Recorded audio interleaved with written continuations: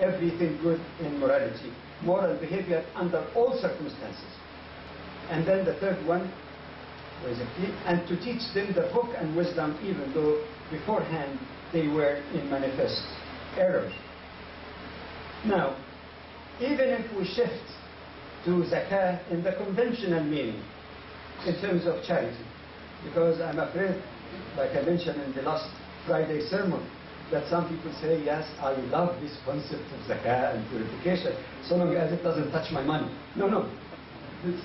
Even when the Quran speaks about zakah in terms of financial contribution for good causes, it is connected also with the spirituality. You can't escape it. Even when we talk about zakah financially, it is connected also with the spiritual, moral orientation of the true teaching of Islam. And here is the evidence from the Quran. In the Quran, in chapter 9, Prophet Muhammad, peace be upon him, is directed by God. خُذْ مِنْ أَمْوَالِهِمْ صَدَقَةً تُطَهِّرُهُمْ وَتُزَكِّيهِمْ بِهَا. He says, take from their money, from their wealth, sadaqah, a charity. Why? To give it to some poor? Of course, that's there. No, no, above all, تُطَهِّرُهُمْ, so that you may purify them, cleanse them by this. So the cleansing here actually is not just cleansing of money, because you pay what is due to the poor and needy. It is above all the cleansing of the soul. And if the soul is not cleansing, it will not translate into payment. If the soul is cleansed, then there will be generosity and there will be ata, there will be sharing in that sense. When the Quran speaks about those who will be kept away from the hellfire, it says, وَسَيُجَنَّبُهَا الْأَتْقَى الَّذِي يُؤْتِي مَالَهُ يَتَزَكَّى. They will be saved from the hellfire, those who are pious, righteous, who are giving their wealth. So we talk about wealth here, yes, but what? يَتَزَكَّى, so that they may purify their soul. In fact, this is where zakah is different from taxes. In taxes, it's a matter of secular arrangement so that you can finance the budget of municipality, a state, a province, or the country for that matter. For the Muslim, while zakah may serve some of those purposes, it is above all not a secular matter.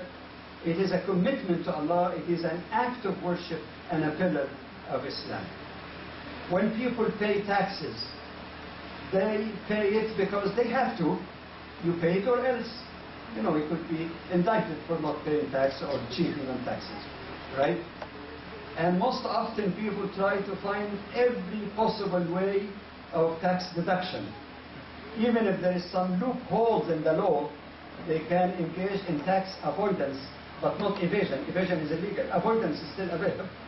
Have you ever heard of someone who says, all right, now the taxes that I owe to the government this year is 10,000, but let me be more charitable, let me pay 13,000. Anyone heard of that? But you can hear that a lot about those who pay zakah. Yes, there is this 2.5% almost assets, excess assets, yet oftentimes people who pay zakah, they go beyond that, and the Quran encourages them to do that, and the hadith of the Prophet, peace be upon him, encourage them. And I know personally of a lot of people, say 10,000 zakah, make it 13, make it 14, make it 15, even if a person is able to. So this is how zakah is not to be translated just as a religious tithe or even taxes. It has a much deeper concept that refers also to the cleansing of the soul. And finally, we can say also that zakah, even in the financial sense, even in the financial, physical, conventional meaning of it, is very much connected with our purpose of being here on earth, the purpose of our creation, the purpose that has been aptly described in the Quran in the 2nd chapter in verse 30, when Allah told the angel that He's going to create, meaning the human race, Khalifa, a trustee on earth, which means that a broader view even is that we as human beings, the creatures of Allah subhanahu wa ta'ala, we don't own anything in the complete and final analysis. We don't own property. Yes, we can own it and we can say this is our money. But in fact, according to that Quranic principle, it is only a trust in our hand. And by the way, how much do we take to our graves? Nothing. Somebody else inherit, somebody else inherit. And like the Quran says, the ultimate heir of everything is God Himself. So it is a transitory kind of ownership. Ethically in Islam, we don't own our bodies. We don't own our lives, so we say, I can take my life. Suicide is regarded as a moral sin, a severe, grave moral sin in Islam. Because I don't own that life. God owns it, and I'm not free to dispose of it in ways that He did not permit. We don't own our health. It is a trust from Allah. We have no right to abuse our health with smoking, with drugs, with alcohol abuse, and all of these things. So it is in that sense that when you pay zakah, in the conventional sense, you're paying that out of fulfilling your responsibility as the trustee of Allah on earth, for no trustee should act or behave in a way that is contrary to the desire of the real owner. You hire a lawyer as your trustee to purchase a particular property in a given range of price, but you cannot do outside of what you desire because you're the owner. As such, Allah is the real owner, and what we pay, we should not boast about it. Except, of course, if we donate in public to encourage others to donate. This the Quran permits, but we should not boast and feel, I donated, I was charitable, because I'm only disposing of my responsibility assigned to me by my Creator.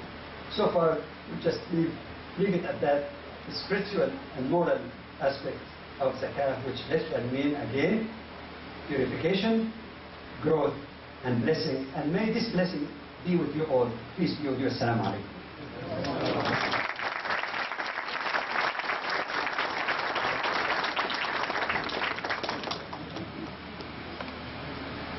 Let's continue with the spirit of interfaith dialogue mentioned by Dr. Bazzi, and let's request Father James Marvin to come over and address our audience.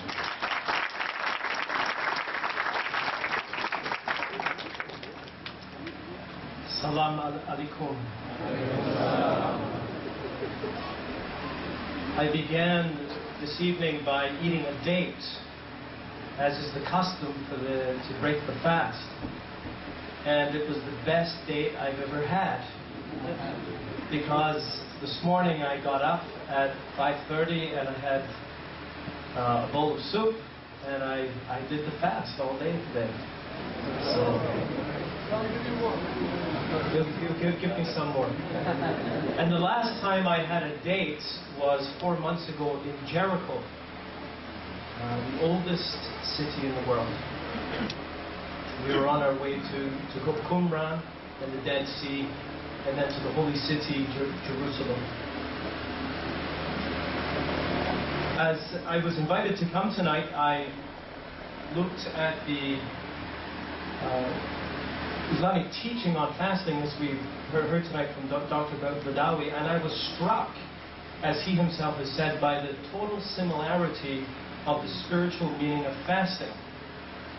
And not only the meaning of fasting, but the similarity between the holy month of Ramadan and the Christian season of Lent, which is a preparation for the feast of Easter, when the Christian undertakes three disciplines of prayer, fasting, and almsgiving, the giving of financial support to the poor.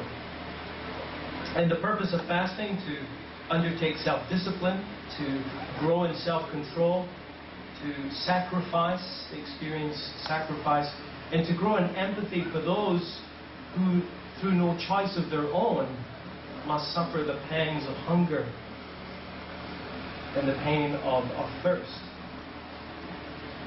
And so, when I did receive this invitation, I thought that it would be fitting to show my solidarity with you to undertake the fast today.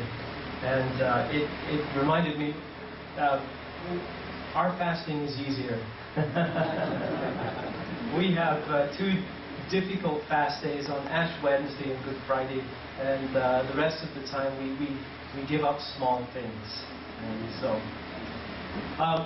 Every year, the Vatican releases a special message to the Muslim faithful, and they usually release this message towards the end of the month of Ramadan, and this message for this year was published last night. And so, with your permission, I'd like to share with you a part of the message from the Vatican. Dear Muslim friends, Eid al-Fitr, which concludes Ramadan, presents once again a favorable occasion to convey to you the heartfelt wishes of serenity and joy on behalf of the Pontifical Council for Interreligious Dialogue. Throughout this month, you have committed yourselves to prayer, fasting, helping the neediest, and strengthening relations of family and friendship. God will not fail to reward these efforts. I am delighted to note that believers of other religions, especially Christians, are spiritually close to you during these days, as is testified by the various friendly meetings which often lead to exchanges of religious nature. And Dr. Badawi has spoken about a recent series of meetings that he took part in. The document goes on to speak about a recent meeting, a dialogue between Christian and Muslims in Cairo, which addressed this title, Together in Overcoming Violence Among Followers of Different Religions.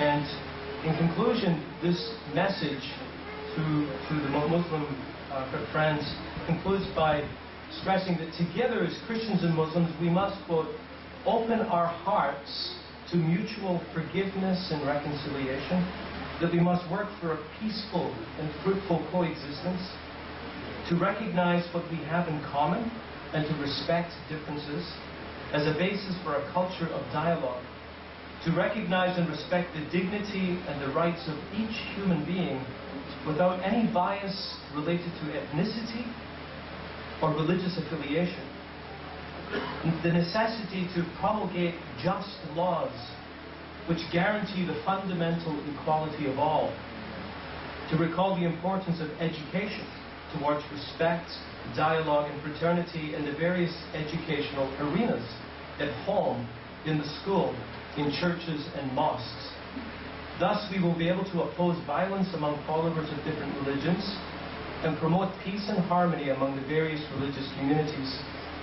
Teaching by religious leaders as well as school books, which present religions in an objective way, have, along with teaching in general, a decisive impact on the education and formation of younger generations. This letter concludes, I hope that these considerations, as well as the responses which they elicit within your communities and with your Christian friends, will contribute the continuation of a dialogue growing in respect and serenity, upon which I call blessings of God. Signed, Jean-Louis Cardinal Turon, President, and Archbishop Pierluigi Celata, Secretary of the Pontifical Council promoting interreligious dialogue. So may the blessings of God be on all of you. And thank you again for this invitation and the wonderful meal tonight. And I did take it upon myself to photocopy 30 copies of the full statement, and I will leave it with Talat. And if you would like to read the thing, the letter written to you from the Pope, in a sense, you may do so. So thank you very much.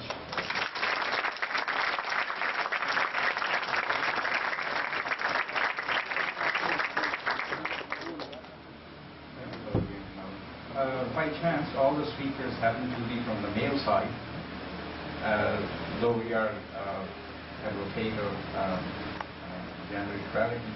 So let's balance these sides by inviting Sister Maggie to come over and address all this. Welcome, Sister Maggie.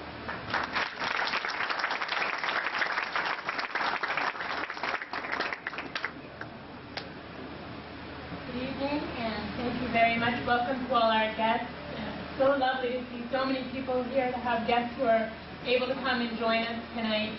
I'm going to start by maybe sharing a personal thing. We're moving tomorrow, not far, about 500 meters away, about 2 blocks from where we are right now.